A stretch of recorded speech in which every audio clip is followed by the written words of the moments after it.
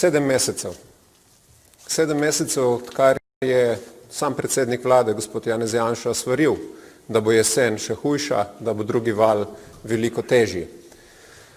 V teh 7 mesecih vlada ni naredila praktično ničesar za to, da bi zajezila ali pa vsaj omejila širitev koronavirusa. Naredila je pa veliko drugih stvari. Naredila je število kadrovskih rošad na vrhovnih ali pa ključnih preiskovalnih institucijah in ko je to opravila, je potem nadaljevala svoj pohod še po ostalih institucijah. V času, ko je Janez Janša pridelal prvi rekord glede števila okuženih, prejšnji teden je recimo nadaljeval z različnimi drugimi ukrepi, najbolj sporen seveda združevanje nadzornih agencij v 2 agenciji, ki bi seveda bili podrejeni predvsem SDS-u. Našli so tudi čas, da podaljšajo varovanje bivšim podpredsednikom vlade, našel je čas za to, da se druži s predsednikom Orbanom in podobno.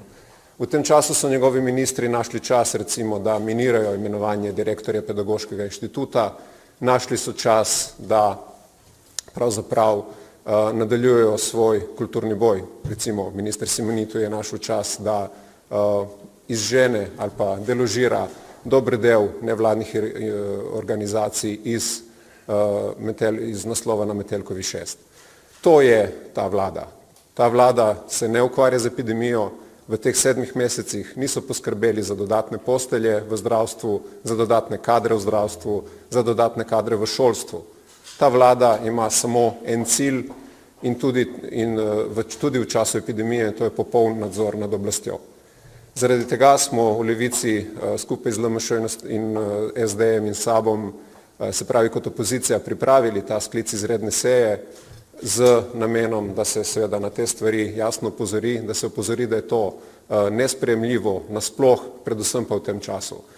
Z priporočili skušamo pokazati, kaj so težave te vlade, še enkrat, kaj so sporne menjave, ki jih ta vlada počne in seveda temu reči jasen ne.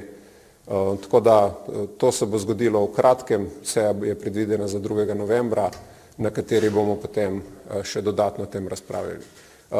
Še enkrat na koncu, jasno je, da je ta vlada nesposobna, da je ta vlada škodljiva in da mora čim prej oditi.